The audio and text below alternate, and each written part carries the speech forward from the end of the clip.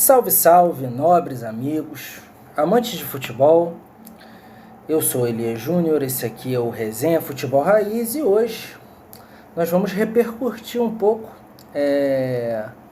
o Campeonato Carioca, o Campeonato Carioca não, a temporada dos cariocas, né? O ano já acabou, só falta um jogo do Atlético Mineiro, a participação do Palmeiras no Mundial. O Carioca não arrumou nada nessa temporada. Os cariocas, então a gente vai falar um pouquinho sobre isso.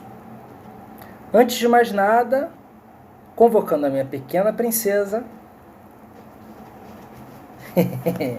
para pedir o seu like. Não se esqueça de se inscrever no canal, ativar o sininho e receber as notificações. Isso aí, gente, é uma criança pedindo, né? Por favor, estamos em época de Natal, me ajuda aí, 200 inscritos. Confio em vocês aí, me ajudem. Não é isso aí, minha filha? Sim. Vamos de vinheta agora que a coisa tá ficando boa, o negócio tá melhorando. Espero que vocês gostem aí das mudanças que a gente tá fazendo no canal. Vamos de vinheta.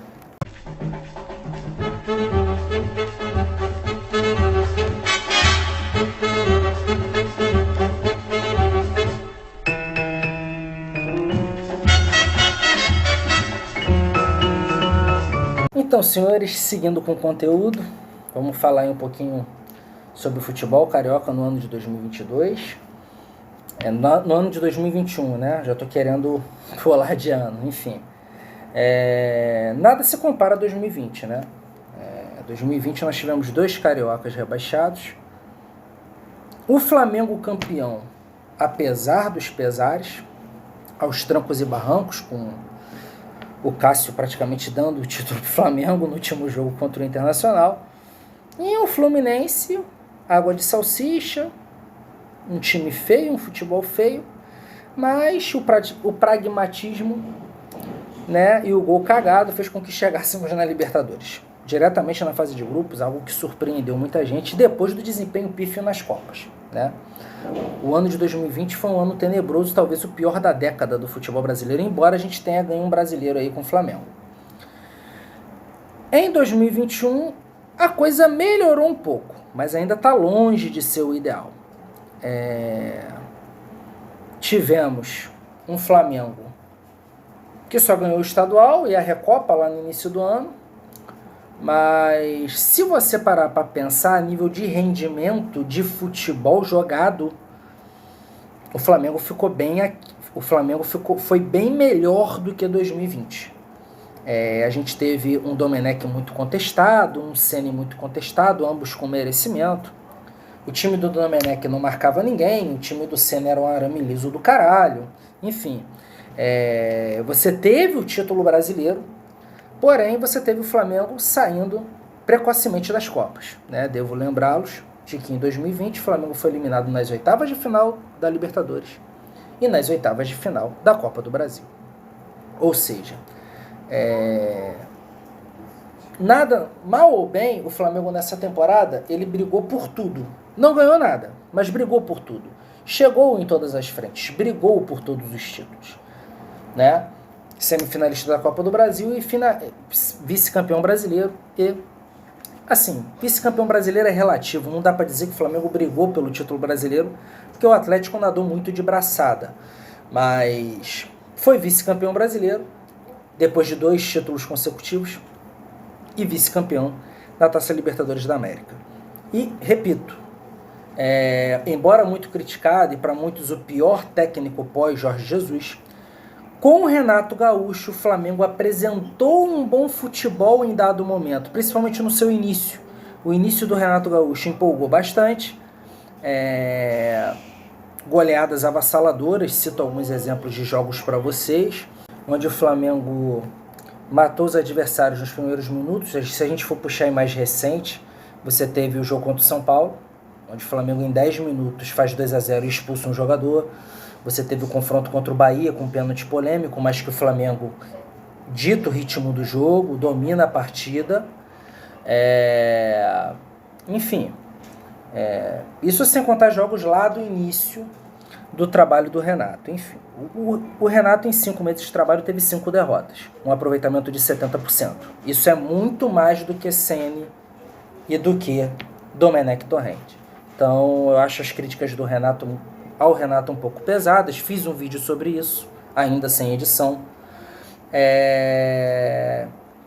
contestando, né, a própria imprensa, que o Renato era o melhor nome para o Flamengo, né?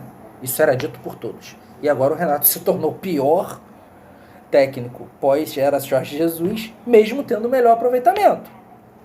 É um pouco contraditório, mas enfim. O Renato merece críticas, até pela língua grande que tem, por falar demais. E, de fato, o fato dele não conseguir ganhar, conquistar títulos, dá uma sensação de que o trabalho não foi tão bom.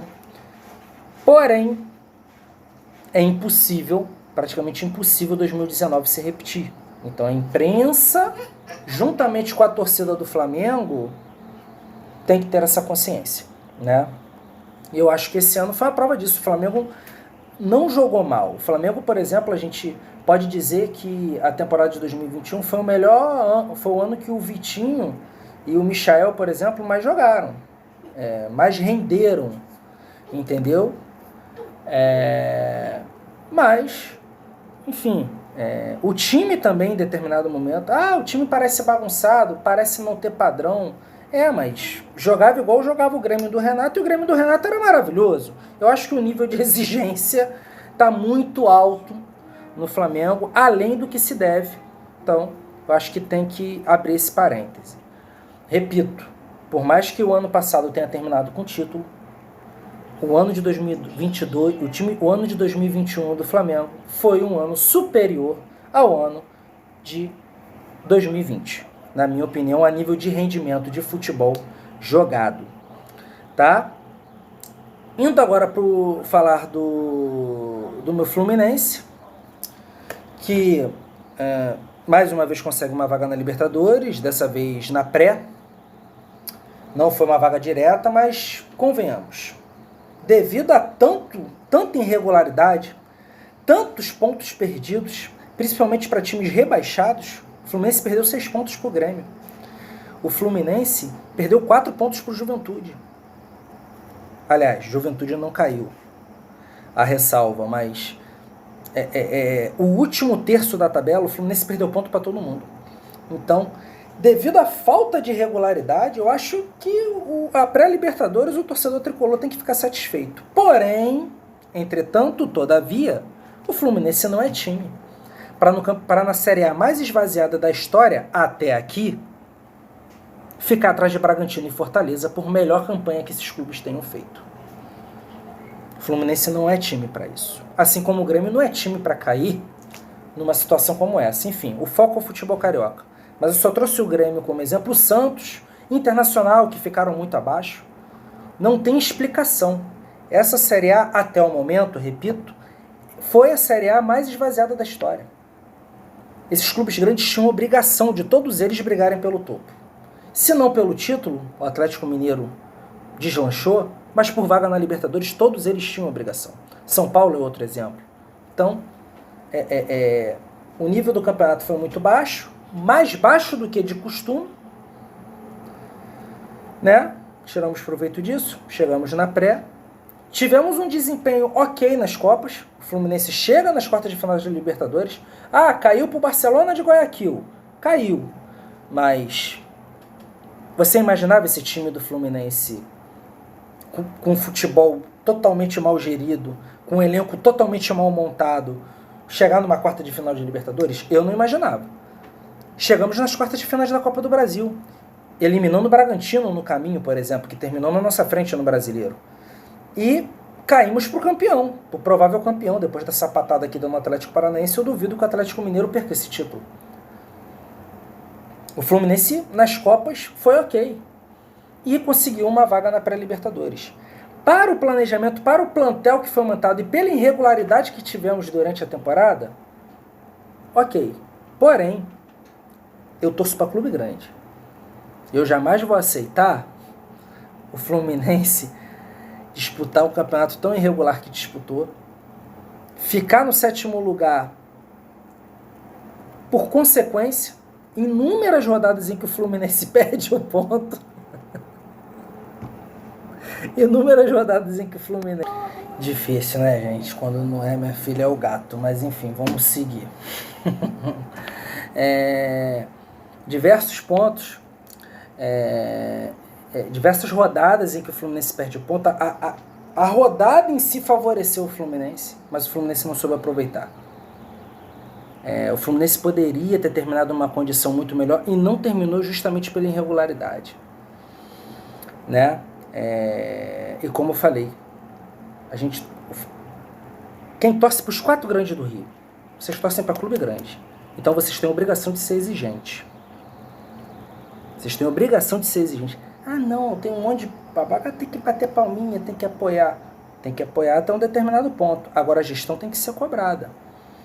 Fazendo justiça aqui, o Mário Bittencourt, presidente do Fluminense, até gere o clube de forma responsável. Gestão, tá? Tô separando a gestão do futebol. Tô separando. Gestão do Mário Bittencourt tá ok. Zerou as penhoras, fez os acordos trabalhistas. O Fluminense está sem penhora. Fez acordos, adiantou Profut com dinheiro que estava penhorado. Enfim, o cara é um dos melhores advogados desportivos do Brasil. Então, administrativamente, ele está fazendo o Fluminense caminhar de alguma forma. Agora, a gestão de futebol... Tivemos um aumento de receita de 2020 para 2021. De todas as contratações, o único que conseguiu ser titular foi o Samuel Xavier. Nenhum jogador que o Fluminense contratou. Bobadilha, Abel Hernandes, cara, que bom que eu não estou lembrando o nome dessas pragas, para eu não me irritar muito. O Wellington, enfim. Essa cacetada, essa caralhada de jogador que foi contratado, a maioria deles amargou banco a temporada inteira. O único que conseguiu ser titular foi o Samuel Xavier, e mesmo assim muito contestado por parte da torcida. Então, assim,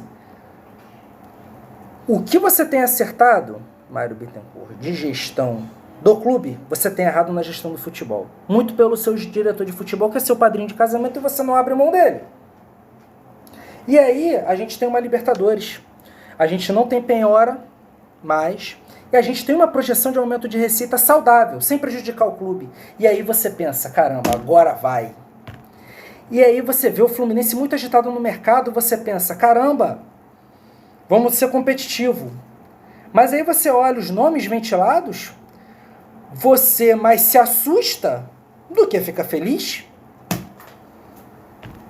Tá brincando de Master Liga, Mário? Tá no Ingelev 2000? Tá procurando jogador no álbum de figurinha da Copa do Mundo de 2010? Gente, ofereceram o Nani pro Fluminense. Nani tá com 35 anos. Nani, jogou o Cristiano Ronaldo, seleção portuguesa. 35 anos. Rafinha, 37. Rafinha, 37. William Bigode, 35. Showball, ninguém para a gente. Vamos amassar todo mundo no showball, porque pro futebol profissional esse time não é possível, não é concebível que esse time esteja sendo montado. São todos bons jogadores, tá? Nada contra eles, e eles inseridos num elenco, num time bom, jovem, com eles sendo referência. Agora, todos eles juntos, tem um motivo pro Palmeiras estar liberando o Felipe Melo e o William Bigode, gente. Por que a gente vai abraçar esses caras se a gente já tem Fred aqui? Por quê? E outra, repito, um clube que se intitula a maior categoria de base do país, gastar 600 mil num volante, por melhor que ele seja, tá? Não estou dizendo que o Felipe Melo é ruim, por melhor que ele seja, gasta 600 mil num volante de 38 anos, sendo que a revelação do Campeonato Brasileiro foi um volante que joga no Fluminense, formado na categoria de base do clube, e o que você mais tem no Fluminense é volante? O próprio André, Iago, Martinelli, Nonato. Aí você paga 600 mil para Felipe Melo? Esse planejamento de futebol tá correto, torcedor? Você tá batendo palma para isso? Cadê o seu meia? Vai continuar sendo o Cachazares? Cadê o seu ponta de velocidade? O William Bigode, com 35 anos? Vai correr atrás de lateral, William Bigode? Torcedor tricolor, abre o olho. Senão ano que vem vai ser mais um ano de reza, cruza dedo, perde ponto para pequeno. Aí ninguém se firma como titular e recorre à base. Ah, Elias, esse ano foi o ano que o Fluminense mais utilizou a categoria de base. Claro, nenhuma contratação funcionou. Eu vou recorrer para onde?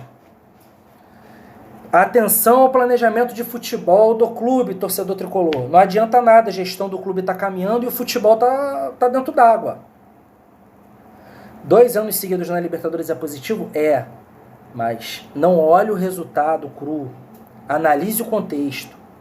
O recurso que foi gasto. Abel Hernandes, que não sabe dominar uma bola, ganhou 450 mil no Fluminense. Isso sem contar outras situações. O Wellington com um contrato de renovação automática, sendo que o cara estava sem clube há 8 meses. Tricolor, abre o olho. Abre o olho. Chega de Fluminense, até falei demais. Vamos falar agora do Botafogo, que para mim foi o carioca que teve a melhor temporada. Campeão da Série B, com justiça, fez um segundo turno avassalador.